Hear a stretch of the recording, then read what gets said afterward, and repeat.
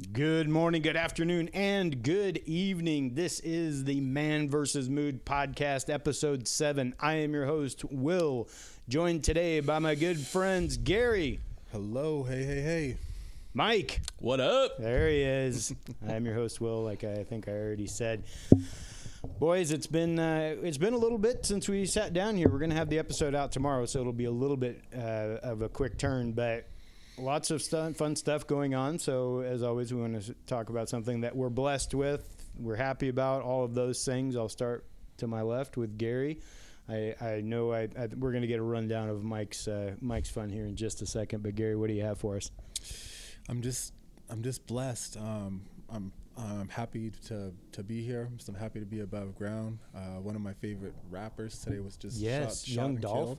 Young Dolph, he was shot and killed. It's terrible. It's sad. Yeah. And so I mean, like, I'm just happy just to be here, with you guys. And yeah, that was. I didn't hear a lot of the circumstances surrounding it, but I did see that he was shot, and that whole situation. We talked about toxic masculinity the last show, but all of those types of things where people lose their lives a lot of times over things that are so minor. Do you know what the circumstances were? So I don't know the circumstance, but I mean it's just sad, like he has a bakery that he would always go to, and get his cookies and cakes or whatever else. It's in Memphis, and he just went there, just to get that, and they just shot through the window and killed him. And dang, it's just sad. These people are going, back to their hometown and giving back to the community and stuff like that. I mean, he was going to have like a turkey giveaway next week and give away 200 turkeys, and it just senseless, sad. That's when anyone doesn't get to see their life fulfilled. It's it doesn't matter what the circumstances are. It's the life was ended too young, and they didn't have a chance to fulfill their dreams and things like that. So it's always sad. But so heart out to anyone that goes through that, not just somebody famous. That's the one thing that we've got to remember is that this happens to a lot of people whose names aren't on records or athletes or things like that, and we kind of tend to pass over those. But it's very important to remember that there's a lot of grieving families out there every single day that deal with these types of things. So definitely. Mike. Well, thanks, Gary, for starting off with a bummer. No. We're glad you're above ground, too. Exactly. I'm grateful for the time away from you guys, actually. You know what? Thanks a lot, brother. It was a blast to go to Hawaii, and I'd never been to Kauai before, and it was just nice to get away. What was the best part of Kauai? Not maybe a restaurant or something, but the land, the people. What was the top attraction for you? Oh, I love the snorkeling. Oh, yeah. Nice, man. We went to, it's called Poipu Beach, and they had sea turtles right by, and I almost swam into one. Right? Isn't that freaky? I almost did the same thing on Maui. I'm just swimming along, one-headed guy going, yeah. I had my GoPro and I was filming fish and stuff, and I turned to the left, and I'm still looking, and I have a full face snorkel mask on, and I turn, and he's probably from me to you, and we're about, 3 feet away from each other, and man, I was starting to do the back bird stroke, in the water, God. And Michelle, my girlfriend, she went with me, and she was like, "What the hell is he doing?" I was like, "There's a sea turtle right there." But anyway, it's not like they're gonna do it. What are they gonna flip you? Or I guess they could bite you. Yeah, that wouldn't be very fun. Sea turtles, I don't think are that aggressive. No, honestly, I don't think so either. They're pretty docile. Yeah, I had the same exact reaction though. I'm just like, You just don't expect it. Yeah. It's because they're so big. And then, of course, have you ever seen one? Not. I'll show you a video after we're done today. But yeah. Plus, it's this dark thing. Yeah. And we're not in shallow water. Well, shallow I could stand up, but big enough for a shark to be in there. Oh, and I didn't see any of those, but that was nice. Saw tons of fish, some I think monk seals. What's a monk seal? I'll show you. they're a skinny little seal. It's kind of like a regular seal, but Really? Just I don't know. skinnier. Just laying on the beach. Didn't give a shit about anybody that was It's there. kind of the Hawaii vibe, though. Yeah. Laying on the beach, not giving a care about anything. No. Like I got a pina colada coming. Right, I'm good. It was really nice. Just sealing my best life. As much as I hated the hiking, What, you hate it hiking? oh man, you should have seen this hike. It sucked.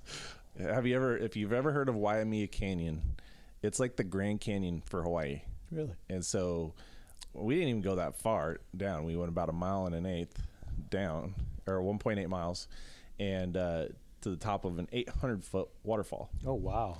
So it's pretty. 800 feet? Yeah, it's pretty steep. Yeah, that's very steep. So you're going down, and it's only an elevation gain or whatever loss of 1,000 feet, but that 1,000 feet is straight down, Yeah, straight oh up, my straight down, straight up, God. and you're just, yeah. Yeah, it's hard to work. I felt like I was gonna die.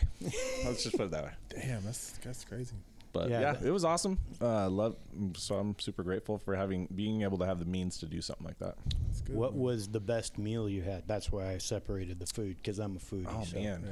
they had something called the Loco Moco. Loco Moco, yeah. Okay. Yeah, That yeah, was pretty damn good. Oh, you got the beef patty with the gravy over the rice. And Get then all- the egg on top. Yeah. Yeah, it was pretty damn good. And then a Kahlua pork burrito. Oh, really? Yeah, That sounds amazing. it was so good. Kahlua pork is just... Instead of having bacon, it's Kahlua pork. Man. Pulled And- Kahlua pork. Or shredded. It's so good. It is. Oh, I can taste it. My mouth is watering right now. Yep. Yes. So what am I thankful for, since I tend to forget myself when I do these things? I'm actually very, very grateful, but the big thing I've got coming is a car that we're on one car right now, and I've never owned a new car in my entire life, and so this is going to be pretty exciting for me. We're supposed to get it either between tomorrow and this weekend at some point. Isn't tomorrow before the weekend? Well, they said they don't know the exact date it's going to be here, Okay. and so they gave me a range of dates. Yeah. So Friday. Yeah, 'Cause probably. that's the only thing between the weekend.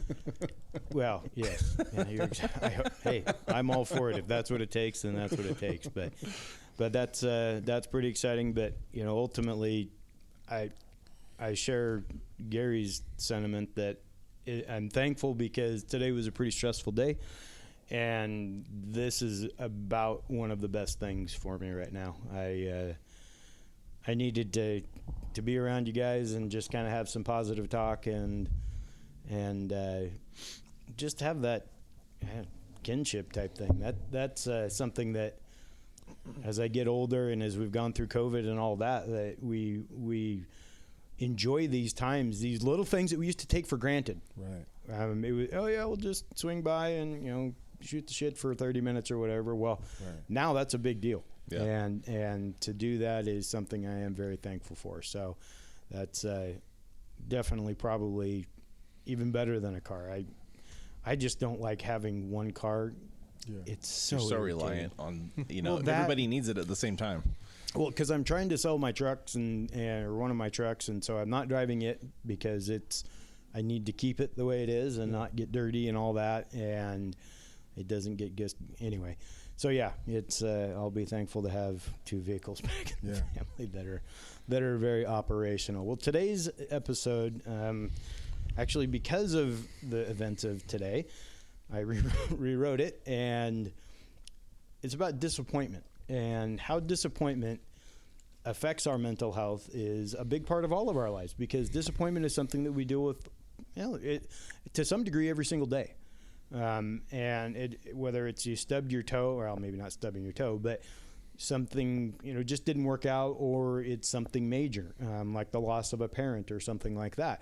But that can set you up for whether it's failure or success, and how you handle that for a long period of time. I mean, I know I've been wired pretty good today, and I said I was a few minutes late because I was talking to my wife, because we were talking about this situation, and I'm glad that I feel emotional about it, because it means I'm feeling something, and that I was upset is a good way, and because I don't like to be BS'd, and I felt like I was BS'd a little bit, and I'm not going to get into the semantics of it on here, but if you're going to give me disappointment, shoot me straight. You know what I mean? Don't wish wash. Don't make it. Don't downplay it. I'm a man. And after the crap that I've been through, there's not a lot that you can say or do to me anymore that other than hurt my family or me physically that is going to affect me that much. I mean, I am emotional about it, but I'm using it as fuel for the future, because when you tell me I can't do something, that's probably not going to work out very well for you. I have a determination about me when you say that I can't, that I will find a way. Yeah, so I love it. One of the things that I wanted to talk to you guys about, and with the episode, is how we've touched on things already in our lives in previous shows about things that were disappointing. Gary shared a very personal story with the coach. Mike has dealt with divorce and things of that nature. I've shared dealing with the loss of my mother and things like that. What are some things that you have done, or what is something, if you want to name it, that has been a big disappointment in your life that you have used as that fuel, or you have been really brought down by it and had to dig yourself out of kind of that pit of despair that happens when we're disappointed? Is there something that you could put on or you could come up with that did have that impact, or is it more of a whole life thing where you say, no, even though it's disappointing, I'm going to move past that in a positive light? I don't know. Like, I'd say for me, honestly, like, I'm a very petty person. No, I love that, though, because to a degree, I find pettiness to be, I'm not very petty, and I'm jealous of people that can be, because I find it hilarious. There's a lot of irony in petty to me, because it's just like you're doing it just to do it, and I'm like, that is, as long as it doesn't hurt you, but maybe sometimes it does. So so I mean, for me, like, I'm very petty. My friends call me Petty LaBelle, actually. That might not have been the best thing to tell us, Gary. And petty. I am just always motivated just by people telling me that I can't do things, like I won't be something, or I'm never gonna get to a place. And I mean, like, it started for me like when I was in high school. People are like, you're not gonna graduate high school, Really? I got through high school and people are like, I went to my athletic director in high school and I was like, could you help me get into a college, play basketball? And then he told me I couldn't do that and I wasn't going to make it and this and that. And then I went and I played 2 years at a local community college. And then I went to like a 4-year like smaller school. Like, I played there for a year. And just because I'm fucking petty, like, that shit drives me, man. I don't know if I would call that petty. Yeah, see, I don't look at that as petty. Yeah, that's true. I think that is nightmare fuel for those people, because you're going to show them, no, you're not going to stop me. But I think that, again, I don't know if I would quite say that it's petty in that type of situation. I'm sure there's plenty of other ones. Definitely. But that is, I mean, that's grit and determination right there. That's awesome. So yeah, for me, so when I got divorced, so I got divorced in 2018, and my friends and family, or people that I thought were my friends, were just gonna tell me like, why would you do that? You were living such a good life. You had everything handed to you. You're never gonna do anything. You're never gonna travel. You're never gonna have a house. Like, you're never gonna have this and that. And it's like, slowly but surely, I'm checking off all these boxes and stuff like that, and I'm learning, from the tools, that I've gained from, therapy, and the tools that I gained, from her parents. Her parents, taught me a lot. I'm very thankful for them. I'm very thankful for her. I wish her the best, but it's just things like that. Like I use those words and those things. My friends were saying, of you're never going to travel, you're never going to have a business, you're never going to do these things, and I'm slowly but surely just getting it done. I'm working long hours, and I'm trying to create like multiple incomes and make money while I'm sleeping and stuff like that.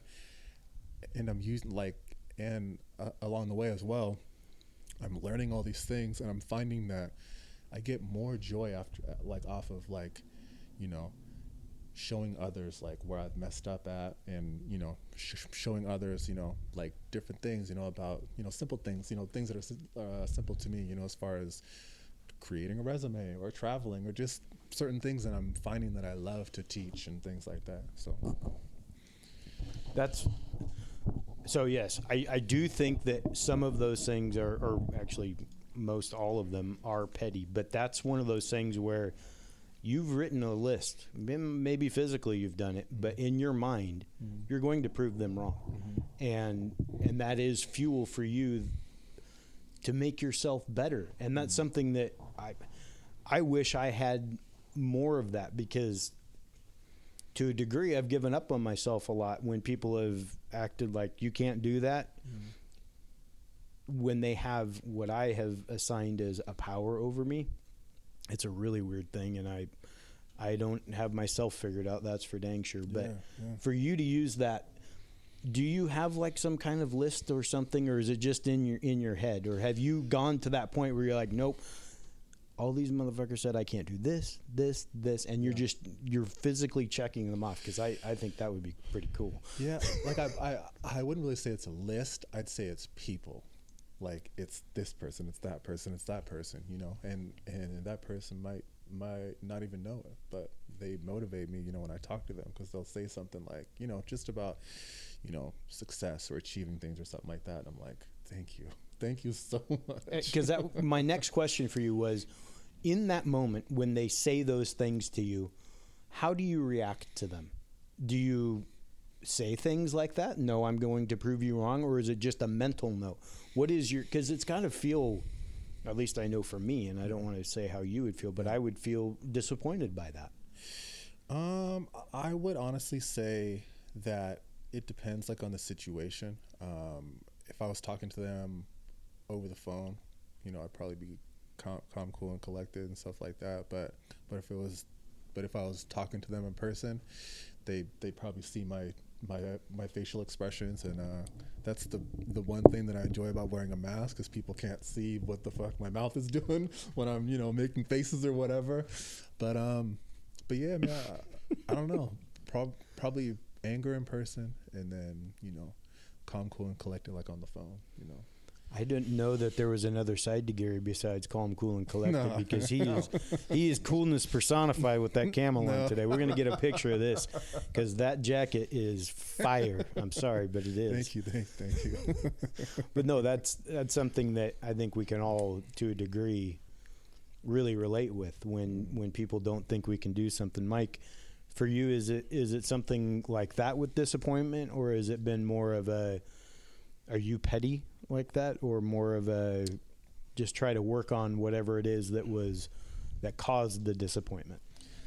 I think a lot of my disappointment is kind of around my attitude towards things. Okay. I would say. So, for example, I'll take the most recent thing, is when we arrived in Hawaii, it was pouring down rain. Mm-hmm. I'm like, what we showed up. Say fuck. We showed up, and I was expecting beautiful sunshine and warm. No, it's pouring down rain, pissing sideways, windy, and threats of thunderstorm coming through, and then super muggy because of all the rain coming down. So I'm like, oh my God, is this really the Hawaii vacation we're going to have the entire time we're here? It passed, but the first day was like that, and the second day started out like that, but then there was breaks in the clouds and stuff, and I was just like, nope, you know what, at least it's warm rain. I'm not gonna, it's not like back home where it's freezing cold and when the wind blows you get chilled to the bone. Here the wind blows, it's like, it's like an air conditioner. Yeah, it feels good. Yeah, it was really nice. So a little disappointed with that aspect, but then also, there were some excursions we wanted to do, and they're all booked up. So I was just like, man, it feels like the trip is wasted. Like, we're not able to do everything that we wanted to do. But I just had to get through that in my own mind and just be like, nope, I'm going to make the best of it, look for the bright side, and just move forward. So I would say for me, in a lot of aspects, my mentality is wrapped around, if something disappointing happens. You had an expectation in your mind, and that expectation that you had set for yourself wasn't met. Mm-hmm. So that becomes kind of a self-fulfilling prophecy because Right. you are the only one that you can blame. Right. And that becomes, now I'm sure you're better at dealing with that now than probably a few years ago. Oh yeah. Because you've got more tools in your belt to say, no, hey, Mike, you can get your shit. Because I'm the same way, in that if I set something up in my mind, like today was around a job situation, and I had something set up in my mind, and I felt like I had let myself down by what I was told. But I think we all do that. We'll build something up. It could be something as simple as a ball game, and then our team loses, like the Blazers. Yeah, how was that? Excuse me. Second row. Seats Yeah, there, Gary, we'll get into Gary. that and, I have to go to a Blazer game. Woe is me. yeah, right. Rubbing elbows with the players. Nosebleed Anyway. section. But no, it's and how we can, and how we have in the past, where we'll let that affect our mood for the day, and then how that affects the people around us. When you are disappointed by something, whether it's a situation where somebody's told you that you can't do something, or a situation you've built up in your mind, is that something that will bother you for a day, a week, or a season, or is it something that now you can get yourself out of pretty quickly? It depends on the situation. So, kind of what you were talking about with the Blazers a while ago, I used to put my happiness on how my sports teams did. Mm-hmm. A lot of guys do. As being a Washington Husky fan, we were doing really well, and then like this year, they freaking suck. So I'm just like, I'm not even gonna watch them. And same thing with the Blazers. I don't like the product they're putting on the floor, and it just pisses me off if I sit there and watch them lose or just throw the game away. Same thing with the Seahawks. I almost don't even want to watch the games anymore because it's horrible. Scored 0 points this last game. It was 0-3 in the fourth quarter. That was so brutal. Anyway, but before I would let that ruin my day, and now I'm like, you know what? It's just a game. I don't even care. It's for entertainment. It's not. My life doesn't depend on the outcome of that. Mm-hmm. And before, I would let it wreck me. Mm-hmm. I'm gonna tell you a story about letting something wreck you. I'm a New York Yankees fan, and it's related to the whole sports thing. When they lost to the Boston Red Sox in 2004 in Game 7 of the American League Championship Series, after being up 3-0, for the first time in Major League Baseball history, a team gave up that lead. I had been at, where was it? It was a restaurant that's on 164th, but now it's a Chinese buffet or something like Makoto Japanese buffet. Anyway, I was there watching the game with a buddy. We went home. I had a few beers. I pulled one of my Yankee jerseys out and I lit it on fire. Wow. Was this the one that was signed by Babe Ruth? No. I'm not that petty. I got some petty in me, but I still see the dollar signs if I had that. But I did. I was so unhappy that because people, when you're a Yankees fan, you either love them or hate them. And people were going to give me a whole bunch of shit. I knew that. But I said to myself and my wife, I'm not an angry person, and I wasn't truly angry or anything like that. But I stepped back from that, even back in 2004, and I said, you're a grown-ass man lighting a jersey on fire. That's pretty stupid. And from that point forward, I also had to leave fantasy sports because I would get so wound up in that I just said, it's either I can play this and be completely, pissed off that something didn't happen, or I can just not play and be happy. Mm-hmm. It's probably better not to play and be happy than to engage in that. So it's one of those things. I'm not the type that would let it fester all day. I get over things very quickly. I will be it's a flash, and then I'll usually move past the intense feelings pretty quickly. Have you ever heard of I heard something where somebody says, okay, you have 5 minutes to be mad about it, and after 5 minutes you need to wash it away. It's gone. It's done. It's over with. So this may sound woo-woo and it may sound goofy and all that, but I have taken to closing my eyes, breathing in through my nose and out through the mouth, and actually visualizing the negative energy exiting my body. Wow, that's awesome. I had to do that today. I just stopped because I was upset. And I said, nope, in through the nose, out through the mouth. And I said, I feel the negativity leaving me. And I make fun of me all you want, but if it works for me, I don't give a shit what you think. Yeah, I mean, And it does. I mean, I almost feel like it does that. I can visualize it leaving me, like going to the bathroom or something. It's just exiting my body, and I may not be completely over it, but it puts me in this place where I can at least deal with it, not with emotion, but with my brain. And that's a big thing for me, is use my brain and not my emotion to solve problems. See, and you know, when you're sitting here talking about that, what comes to mind is, what do you know, as you're just talking about getting rid of it and getting over it, what do you learn in that? What are you grateful for that challenge? Yeah. You know, like over Gary with you. Yeah. You know, you're not going to amount to anything. You're grateful because they did that, and you proved them wrong. So you proved to yourself that you are, and you can, and you will.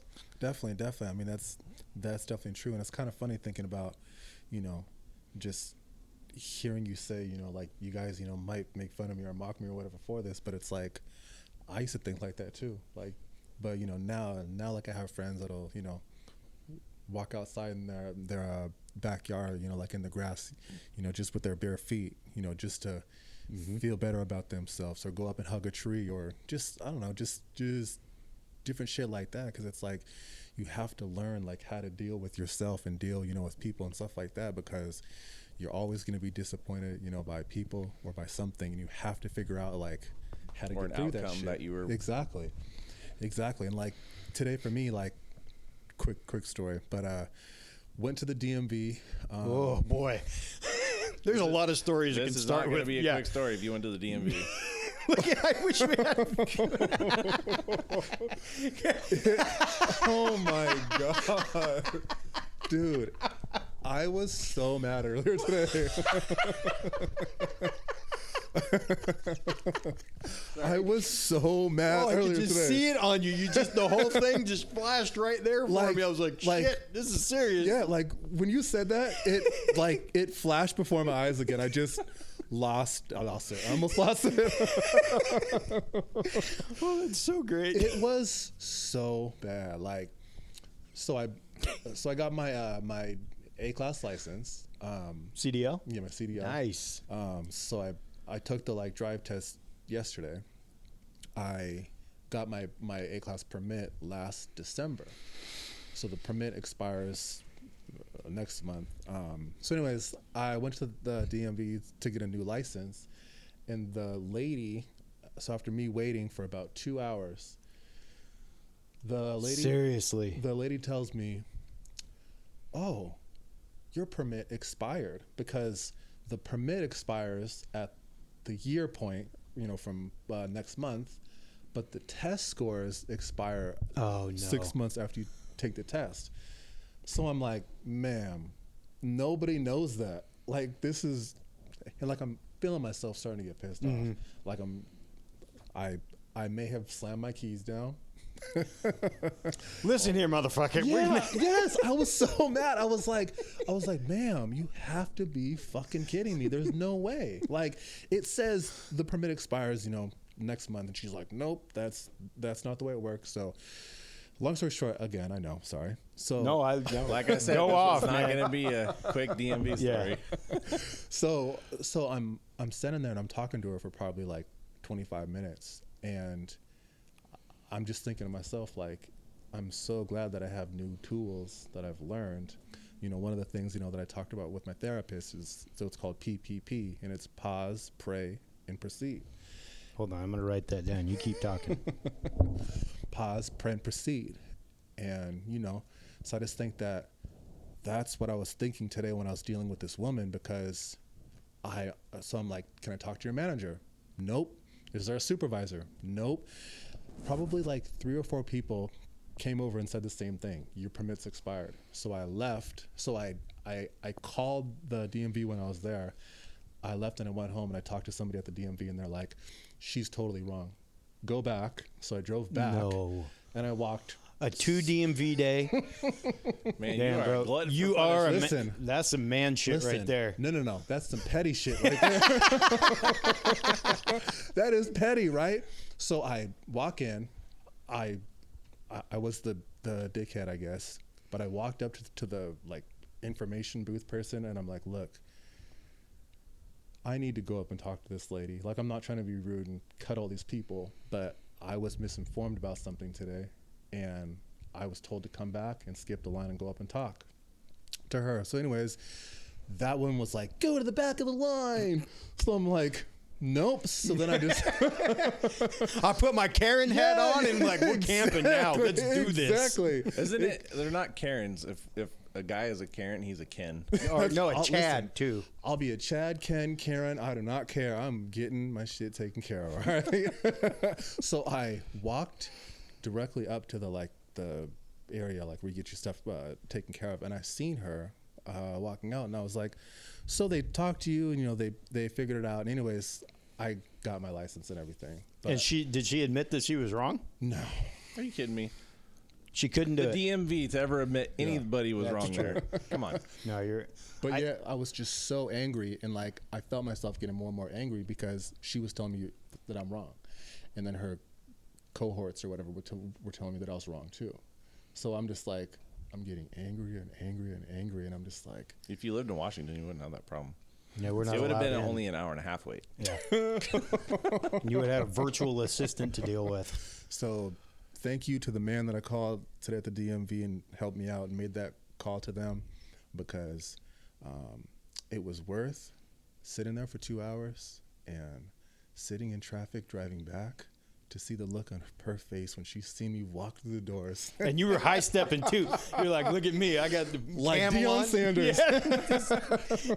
Stiff arming all the people in the way. No, I'm not taking your number. I'm not doing nothing. Give me that. Give me her. I want her. You're like Mike. You remember Mike Singletary? Oh, He yeah. was a middle linebacker with those eyes. Oh yeah. Like, you're gonna freaking kill her. And she was probably like 5'3". Oh, definitely. Looking up at Gary Definitely. like, oh, please hurry. Man, I'm a peaceful gentleman. I'm Yes. petty as a motherfucker, but I'm peaceful. Do you not see the coat I am wearing? Yeah. Right. I Right. killed the camel. I'm getting my license. There's nothing you're going to do about this. I am getting it today because I am right. And I Right. talked to the head motherfucker in charge. Yes. It said HMFIC Yes. on his card.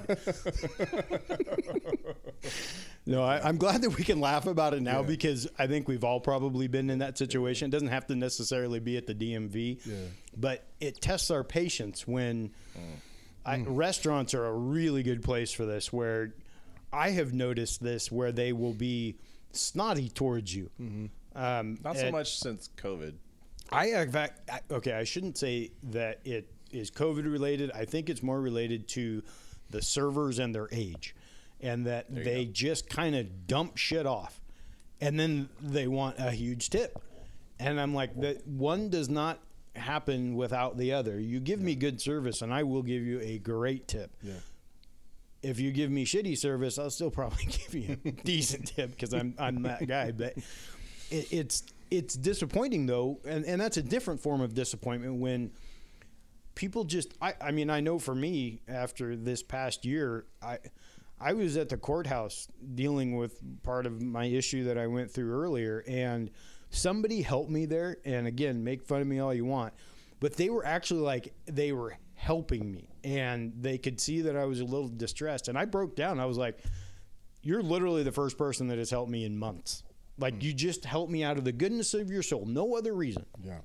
You just helped me. And I was so overcome that I lost it for a couple minutes. I'm sorry. I said, I'm sorry that I've lost my mind, it seems, but this is what it's felt like. People just are so unwilling, and they're so selfish. And I think Mike and I have talked about this on one of the earlier shows, that society seems to be so selfish now, and and entitled, and we talk about servers or the DMV person, because that lady could have easily said, "Sir, I'm really sorry, I made a mistake." It would have taken 5 seconds. You'll never see that lady again. Oh, I'm gonna see her again. I'm sending her a Christmas card. Me and her on a first name basis now.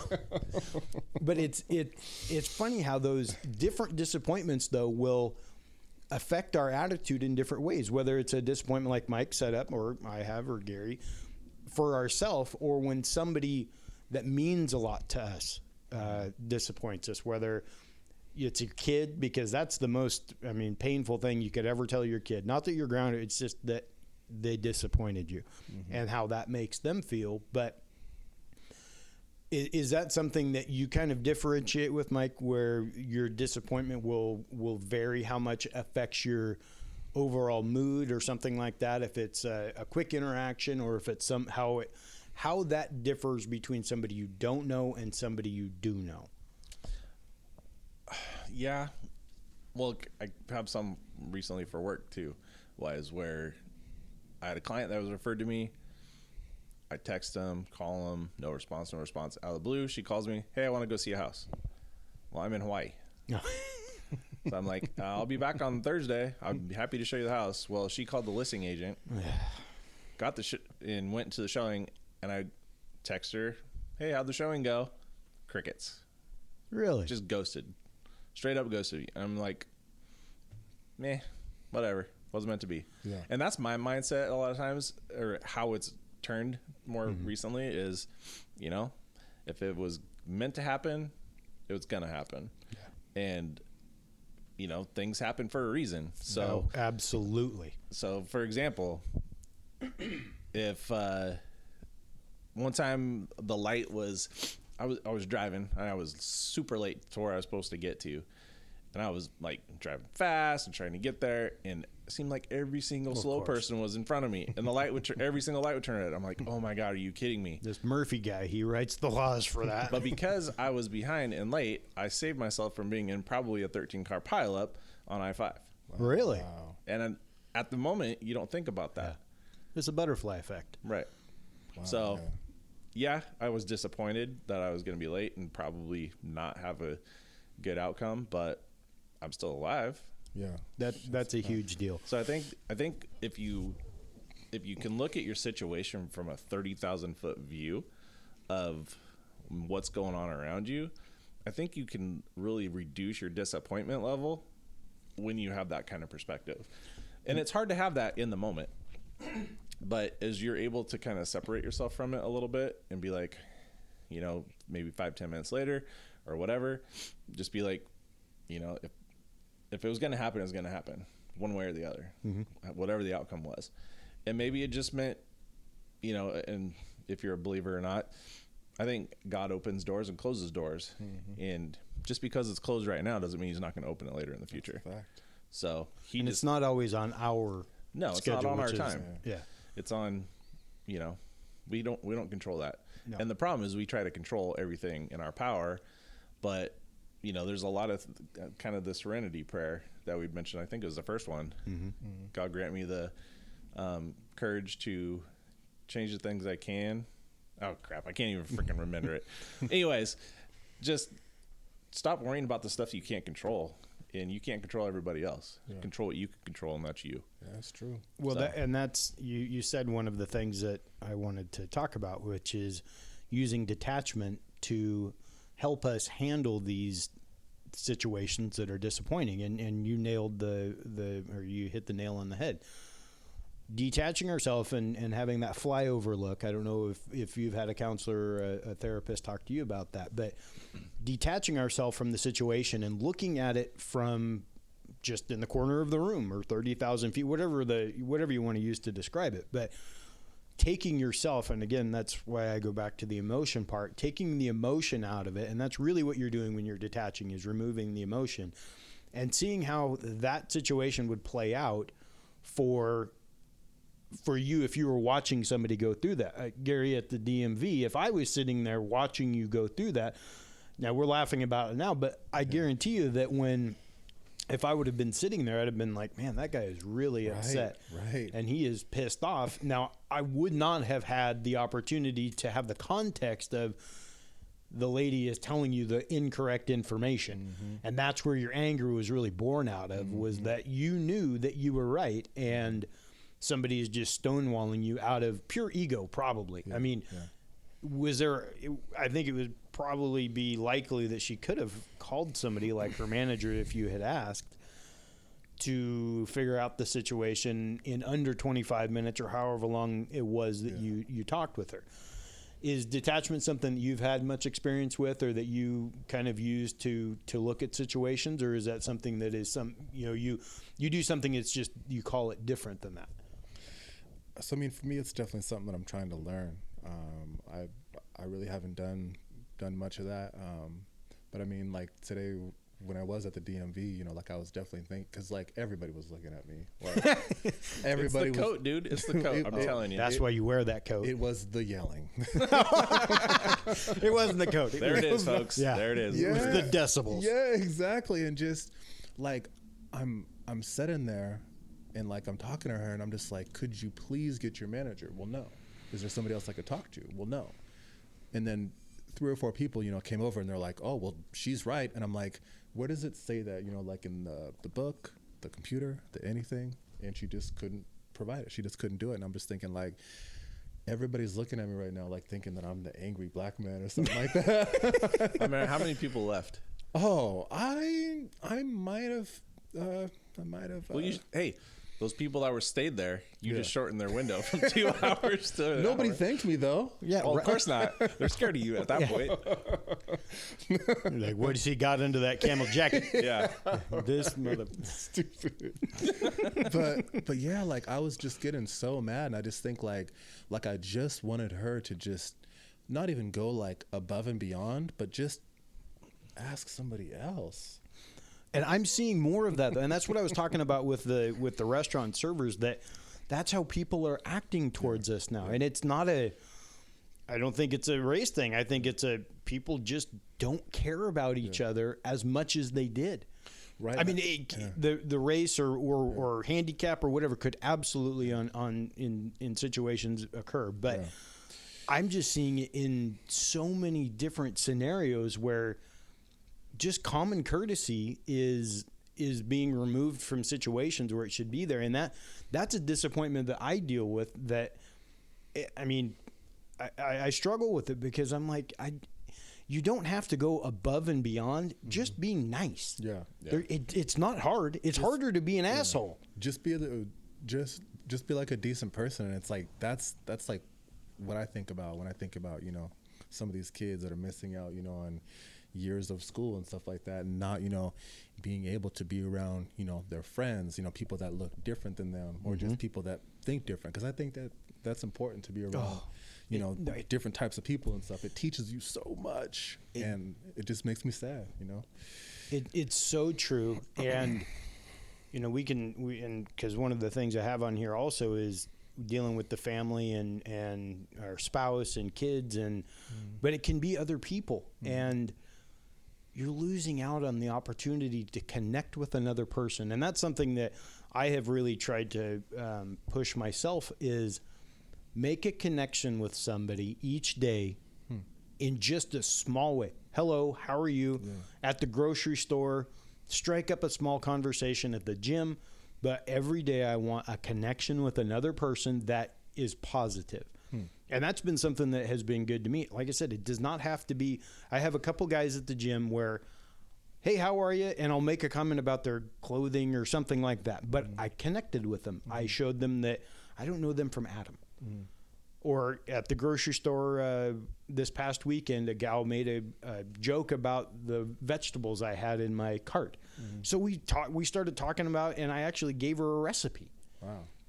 And this was in just a few minutes, but it was, those types of things are very fulfilling to me. And I think that at the end of the day, it's probably pretty fulfilling for them as well. Definitely. So it's using the disappointment that I have in society to try to take that upon myself to make it a little bit better. I think a lot of the human decency has gone away. Yeah. You know, we're so inner focused and fearful of in our phones. We're scared of Gary. We're scared of going outside. We're scared of shaking someone's hand because we might get COVID. We're you know, everybody's afraid right now. Well, and fear is being pumped at us in so many different avenues. Right. We're seeing fear used as fuel to make money. Well, it's a weapon. Yeah, and of mass destruction. And there is no I mean, if you can destroy a society, there's no greater weapon. Yeah. And if it's using fear, which is usually because it's it's an emotion that a lot of us is our worst emotion is fear. We don't know how to handle it, when actually it can be a wonderful emotion if you will actually engage with it, but we're scared of that. But it's the disconnect that we've had in this last almost 2 years now. I mean, it's hard to believe that next month I will have started reading. Yeah, 2 years ago, I started reading about this disease called SARS-CoV. That's crazy. 2 years. Does it feel like 2 years to you? No. It just seems like it's just crazy that like we've been dealing with this shit for 2 years now. Like, and what has been the impact? We'll go off script a little bit here. What do you think the biggest impact on you has been in that 2 years, Gary? I would honestly say probably relationships. I think right before COVID started, I had my business and stuff that I have with my dad. It was restoration and mitigation and carpet cleaning and stuff like that. And man, it was just hard to like, you know, compete with the Service pros. Exactly. Like the serve master, whatever else. And our business, like it actually ended up going under. Really? And, for me, you know, just based off that, like it kind of put me like in a dark space, you know, because like I just recently, you know, like went through the divorce or whatever before that. And just that space, like it kind of showed me, you know, like what friends I can really count on and what, you know, people that kind of shied away and moved away from me and stuff. So, I mean, for me, like I would say relationships, because it's just, I don't know. So I just think that I've gotten closer with people through COVID, but then, you know, I've had to push some way. Well, you found out who you really have a connection with, right? Yeah. And who really cares about you. Yeah. And that's, I mean, that's a huge part, and I'm sure a positive. Yeah, some of the relationships you've had to push away have been difficult, I'm sure, but you almost feel lighter, right? Like, hey, I got through that, and I'm better for it. Definitely. I know we're time is of the essence, Mike. No, we're fine. I was gonna say, you know, you kind of have a negative one. Mine is like, honestly, if it wasn't for COVID, I probably wouldn't have started therapy, and you know, we met more often. Oh yeah. And you know, because our schedules weren't as busy, and so I look at it as a good thing for myself, for, you know, not the whole COVID thing, but being able to take a break and look inward and be like, yeah, I need to shore some things up, you know, because when COVID's going to go away, or we're going to have vaccines that are going to work or whatever. This isn't going to be forever. No. The flu pandemic back in 1918, 100 years later, they have a flu shot, right? And they're not so worried about it. Anyway, we'll get through that. And so I'm glad it happened, because I was able to really focus on myself and focus on what I want for my future and what I don't want for my future. So that's true, man. I think it's been a good thing, but I can see for a lot of people why it's a bad thing.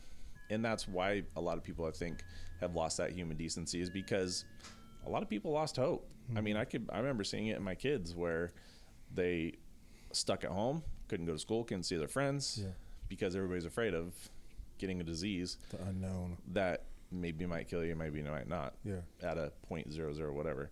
But you know, so being shut in really affected, I think it affected our youth a lot more than it really affected adults. Right. They're going to study it for years, and they're going to see just how big of an impact. And we already are. I mean, whether it's suicide rates, drug use, alcoholism, all of those things skyrocketed. Oh, yeah. You take away what we're, as humans, we are social creatures. You take that away, and what's our point? Yeah, we don't have meaning. No. And so it's tough for a lot of people when they listen to what's being spouted on the media all the time. Yeah, because that's what they were shut in, and they were forced to look at this negativity and this fear, and they have no outlet. They have no way to flesh it out with their friends. Right. Let's talk through this. Let's see if we can solve this problem that is, I'm so scared of X, Y, or Z. You couldn't do that. And I don't give a shit how cool Zoom is or whatever. There's nothing like, Gary and all of us talk about hugging and stuff. There's no replacement for that for technology. No. None whatsoever. Gone are the days of handshakes. Now it's fist bumps. Yeah. Or elbow. What's the chicken wing? Rub elbows. Shit. I'm just like, man, Kick feet together or something. if I'm gonna like die, a I'm kid gonna and die. play. You're not gonna stop it. Yeah. Again, control what you can control. Yeah. You can control an aspect of your cleanliness and your hygiene and things like that. You wear a mask, you can control that or whatever. But come on, You can't live your life in fear all the time, and that's something that we'll actually probably get to fear as a topic, because it's such a powerful emotion. Yeah. And what it does to us and what it turns us into. And we've seen it. People are afraid of the most obnoxious things. They think that there's shit being dropped from the sky, that it's controlling our minds because somebody said it. I mean, that's the kind of fear that is propagated by the media and whatnot. But for me, I'm actually a little bit of both of you. I think that it has been a positive in that I did exactly what Mike did in kind of discovering myself and really what makes me tick, and that's people. But then there was some horrific downsides to it because I wasn't able to connect with people, and a whole world that I didn't know where I would go to was presented to me, and I had to knuckle up and deal with it. And for better or worse, I mean, I'm sitting here, so I'm very thankful that I got through it. But no, don't get me wrong. It wasn't like I wasn't challenged through it. Oh, yeah. I mean, I got to a place not as dark as it was in 2012, but that's what started the journey was, I don't want to go down that path again. Yeah. So what's it going to take? And so that's when I started seeing counselors and getting to where we're at now. And being engaged with our own minds. Yeah. And I think that, one thing that I've thought about is we talk, we text and all that is, I almost feel like a born-again Christian in the way that I talk about mental health. So I find myself tempering it because I'm so excited that I have found this new aspect of my life. But I also have to realize that not everyone is at that point yet. Or they don't want to engage in those tough discussions with themselves, and they're going to continue to act out towards me because of that. And I've got to have a little grace that they aren't quite as willing, and that's why we're sitting here, is to hopefully turn 1, 2, 3, 500 million people towards not what we say, but that we're vulnerable. And I know that I have one particular friend that I speak with daily that has got serious, mental health is a big part of his life, but he's not ready to make it public yet. Yeah, I think you have to be ready, because several years ago, I wasn't ready to own up to anything. Mm-hmm. And, it's funny because I had counseling yesterday, and my counselor was like, Steve is his name, and he was like, dude, you're a totally different person now. I'm like, what do you mean? He's like, before when you came in here, you were like Eeyore. And now I can't get you to shut up. I didn't want to talk about anything, but I have a better outlook on life now. And because of that, I want to reach out to other guys, you guys, or honestly, just people in general. Yeah. And what I've noticed is because everybody's so inner focused and close to the vest is when things started opening up during COVID, I had a good year in real estate. So the servers who were off for a while because restaurants were closed and whatnot, I would take my iPhone, push Siri, or I'd tell them, pick a number between blank and blank. And I'd say, give it to Siri, because she picks random numbers. Mm-hmm. But I wouldn't do like 1 in 25. I'd be like, pick a number between 50 and 100. That's good, man. And so they would. I'm like, okay, that's your tip. And they're like, what? Just shocked. And so I got a lot out of giving, even though I might not have been in a great mental state, but seeing what I'm doing for other people put me in a better mental state. Man, Absolutely. that's awesome. It always does.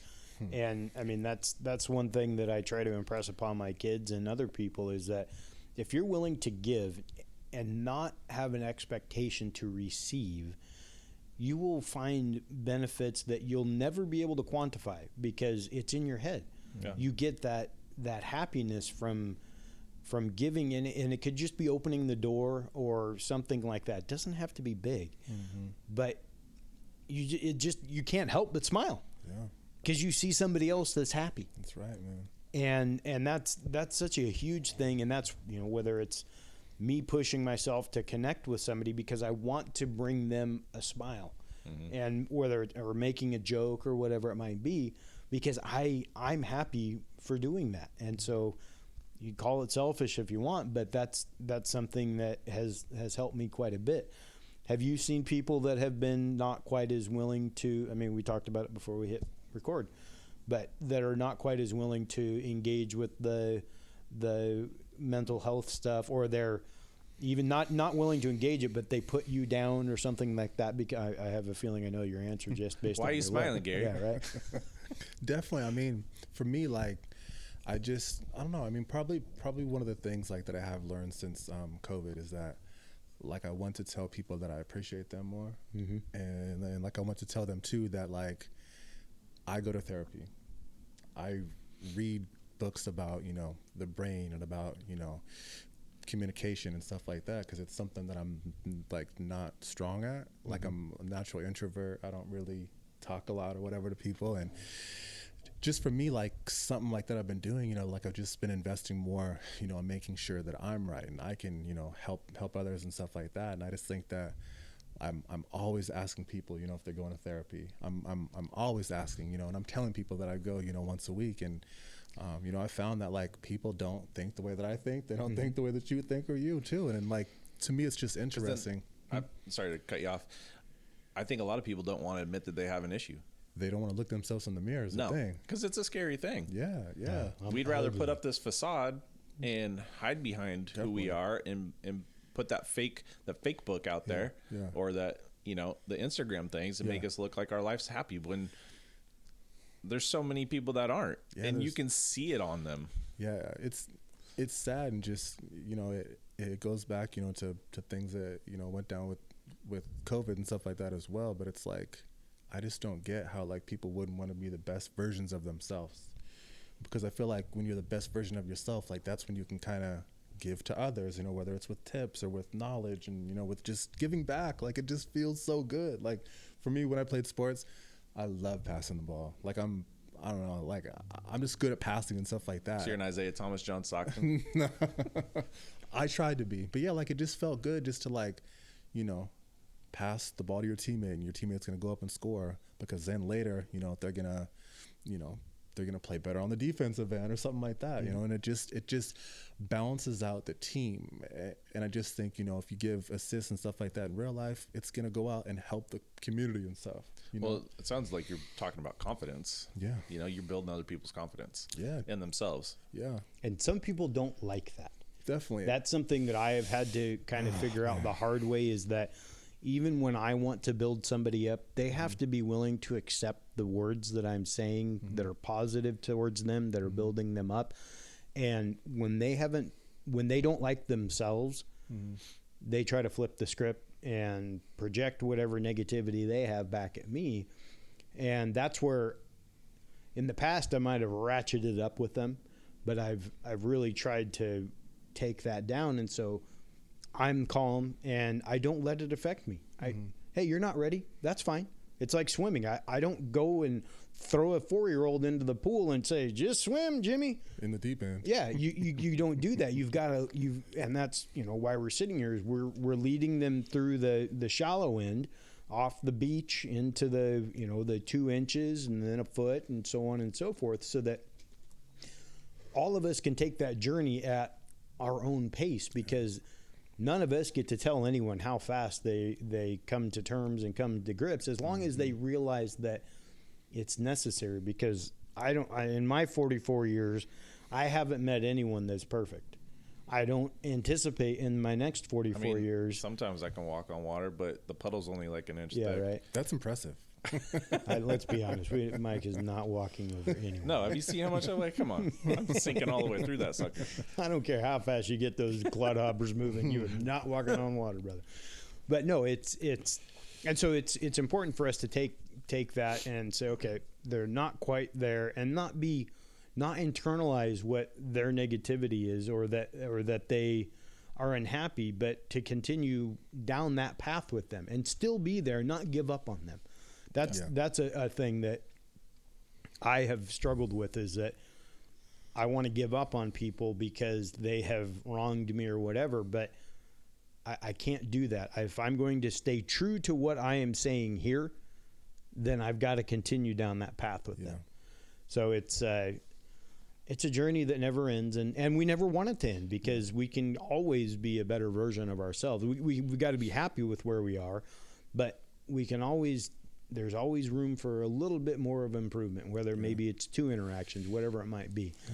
That's why it's a journey, not a destination. Yeah, exactly. And that's why it's fun to go on the journey. I mean, that's the best part of the road trip is the trip. You know, I wouldn't say that about flying, but that's why I said road. I think that's a good place to wrap up for this show. Again, we did hit up an hour. Wow, this shit that was quick. Blast by. Gentlemen, thank you very much. Any last words, Mike? Go to Gary. I was on my phone. So, I mean, for me, like, I just want to tell you guys that I love you guys. I love the both of you, and I love you, man. Like, to get the message, like, earlier, this week, like in our little group chat we have, just to hear, Mike was going through some stuff and, said it in the chat, and you were too. Like, for you guys to even open up and even say that, like, I love that. Like, I love this, like we're the three amigos. Pretty much. We were sending memes back and forth. Yeah. Right. What did you send? You sent like something from Anchorman? Yes. Where they're all jumping up, high-fiving or whatever. And I sent something from... I got to step my meme game up. What was it? Oh, you sent the... Hangover. The Hangover guys. The wolf pack. Yeah. One man wolf pack. But no, like, we're just missing the wolf. Right. But no, like, I just love this. I mean... I'm just, like, I'm thankful for you guys, and I look forward to doing this, like, every single week. Me too. I just appreciate you guys. I told my wife that. I'm like, after all that, I'm like, I got to go. Yeah. I've got to go do this because this is going to be, it's what I need to help process all that. Yeah, it's nice to talk about it and get it off your chest. Oh, yes. Holding it in it's so detrimental. Yeah. Oh, yes, absolutely. Well, with that, gentlemen. Well, I didn't. Oh yeah, no. Finish up. Let me come on, Mike. Well, I'm trying to be mindful of your time commitments. You got to go too. But no, again, I'm just grateful for everything that I've gone through, and before I wanted it over, and now I'm like, I kind of want it to go slow because I do enjoy the journey. Mm-hmm. Yeah, it sucks a lot of times, and sometimes I feel like giving up at least once a day, but we're still here. Mm-hmm. And if we can touch one life or, each other's or whatever, that's all that matters. That's right, man. So Thank you guys for doing this and for, thank you, man. I'm excited for where it's going and some of the guests we're going to have on, and we have add Genevieve to the group. Yeah. So we're going to be, is it still going to be ManVsMood? Well, yeah. I mean, the whole idea is that we're a man-based, but we're a man-based podcast with a female perspective, which I think adds a tremendous amount of value for us and for the listeners. And I want to thank the listeners. Thank you guys, and please, share it if there's something that touches with you. Share it and let us know, because we want this to be about you as well. We want to, if you have questions or things you're not comfortable discussing, and I know that I have already done that. I don't tell you guys I do that, but I will weave in things that I have talked to other people about, and so that we can try to give more perspective than just ours, or to give them a different view upon the way they're thinking. So appreciate all of that, and just the positivity the positivity. What? Never mind. Yeah, I totally Talk missed that. about the positivity, but also Gary joining the show full time. Well, yes, the Gary joining the show full time is kind of a given. I have not done a good job, but Gary is here full time. And, Thank you, and guys. I haven't told him what you and I know secretly, and I didn't want to announce that he has to come to my house. And no, And meet Bronk. yeah, come meet my dogs. Belle can put. I don't think Belle could. I don't think Belle could put her paws on your shoulders. You're too tall. You're probably the only one that she couldn't. But I'll need to bring my son out there with me because he's 6'9". So yes, She can definitely not touch his shoulders unless he's laying down. no, but Exactly. that's a big thing. And thank you, guys. well, we're a family. You know, whether we joke about it or not. Definitely. The willingness to share those things, those moments that we do need that strength from another person, and we can draw upon that. And so I encourage everyone that's listening that if it's another person or if it's us even, you know, reach out, and if you need a positive message, we can be there for you and try to help you in some way, shape, or form. We may not be able to solve all your problems, but between the three of us, we've got 20 years of experience living in life, and from all different aspects and experiences and things like that give a lot of ability to process things. Definitely. And that's a big deal. But I feel like we need to have, I don't know, we might have to do something for Gary here and Genevieve. Ooh, hazing. Yeah. What can we do? What's a podcast hazing? I don't know. You Gary gotta has to sing. Bring on a guest. Yeah. There you go. Oh, there you go. Wait, can you sing? Can You I wear that? sing? No. Are you sure? I can barely clap. Can you do Don't, the? you're talking to a one-handed man. Don't give me that clap bullshit. Can you do the? Can you do the fancy like dance? You need to YouTube it or something. Oh. Okay, so I need to. We need to TikTok that because my wife was trying to do it. Oh, wow. I suck. Oh, If you you want to see TikTok, I have one. My daughter makes me do stuff with her, and I'm just like, oh my god, Bree. But We hey, did I not go know. all out. I don't care how dumb I look. Yeah. We're dads. That's what we do. That's right, It's on man. her TikTok, not mine. Yeah. None of my clients will see that. Thank you guys very much. With that, we gone. Perfect.